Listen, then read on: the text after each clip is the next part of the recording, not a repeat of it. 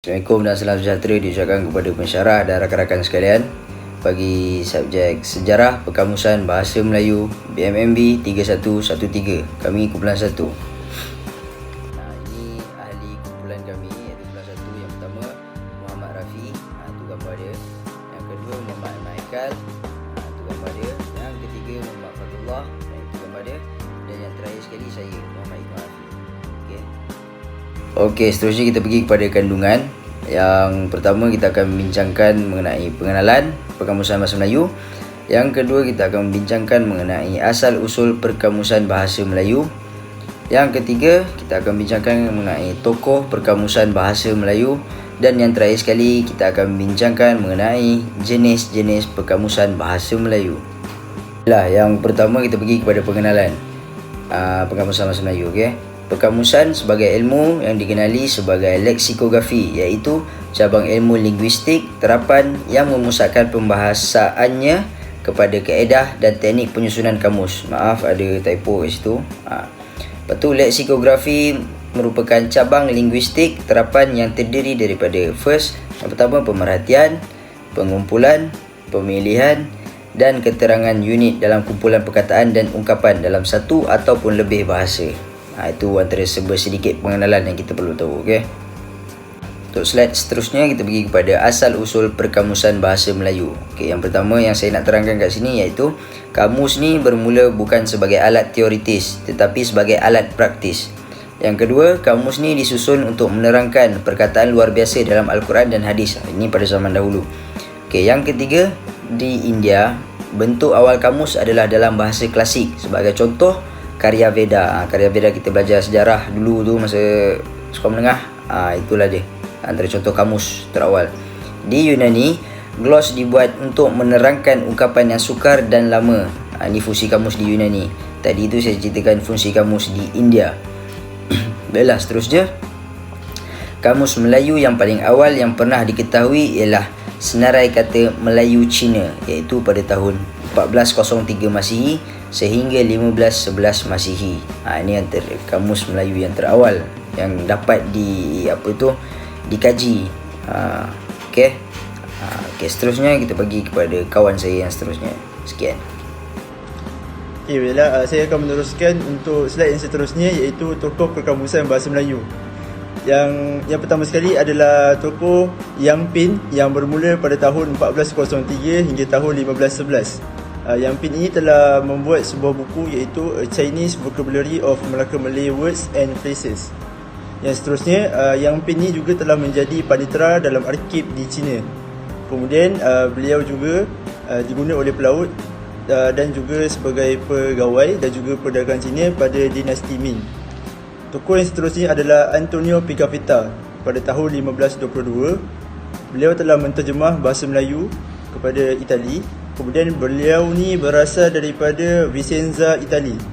Beliau juga menjadi pengantara bagi orang Melayu dengan Itali. Untuk slide yang seterusnya lagi adalah tentang tokoh perkamusan Caspar Wiltens dan Sebastianus Dankerts. Beliau ini telah menterjemah bahasa Belanda kepada bahasa Melayu.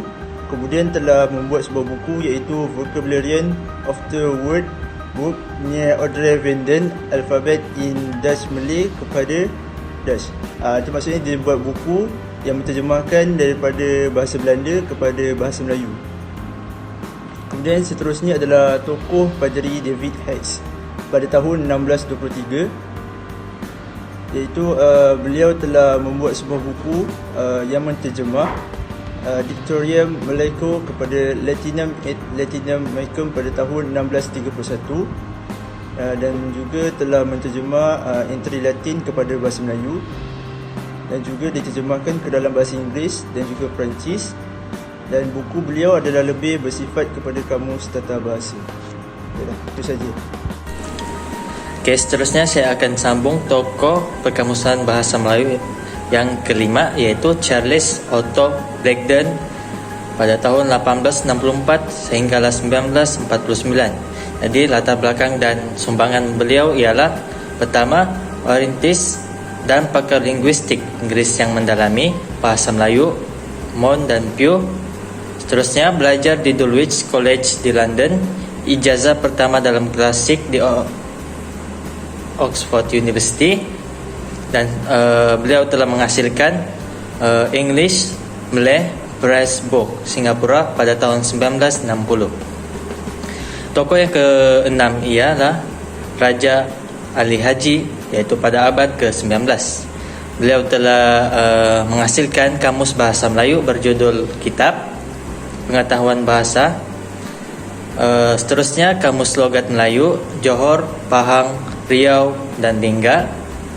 Dan beliau telah menghasilkan Kitab Pengetahuan Bahasa Khas untuk keperluan pelajar. Manakala bagi tokoh perkamusan bahasa Melayu yang terakhir ialah Zainal Abidin Safarwan, iaitu pada abad ke-19. Jadi beliau ini ialah wartawan veteran Malaysia serta pakar perkamusan Melayu. Beliau telah dinobatkan sebagai Wira Perkamusan Melayu oleh Persatuan Linguistik Malaysia dan dianugerahi Anugerah Tokoh Perkamusan Melayu oleh Dewan Bahasa dan Pustaka pada tahun 1994. Beliau lahir di Singapura dan menyertai Straits Times Publication. Itu sahaja bagi tokoh perkamusan bahasa Melayu. Seterusnya akan disambung oleh saudara Fatullah Hadi. Sekian, terima kasih. Baiklah, seterusnya kita pergi kepada jenis perkamusan bahasa Melayu. Jadi yang pertama adalah Kamus Eka Bahasa. Kamus Eka Bahasa ini dikenali juga dengan nama kamus monolingual dan bahannya dalam satu bahan sahaja.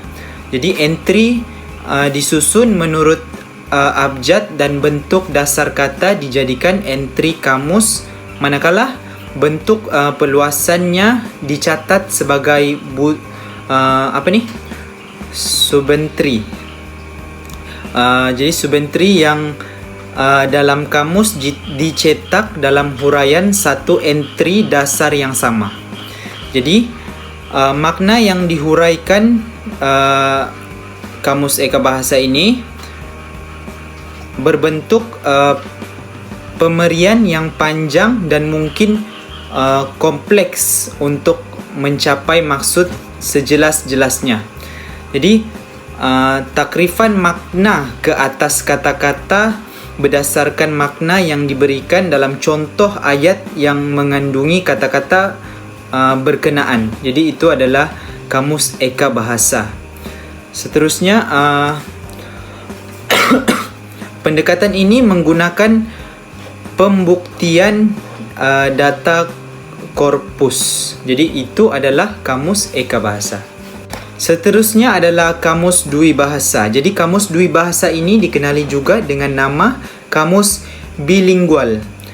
Jadi Kamus Bilingual ini yang menggunakan dua bahasa dan bertujuan untuk mendapatkan bentuk terjemahan daripada satu bahasa kepada satu bahasa yang lain, atau dalam teks buku bahasa asli penggunaan, atau kedua-duanya bukan dalam bahasa asli.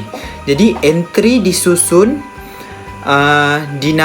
dinamakan bahasa sumber yang bentuk padanya ditentukan setelah terjemahan ke dalam bahasa sasaran. Jadi contoh bagi kamus bilingual atau kamus Dwi Bahasa ini ialah Kamus Dwi Bahasa Oxford Fajar, iaitu English Melayu, Melayu English. Jadi itu adalah Kamus Dwi Bahasa.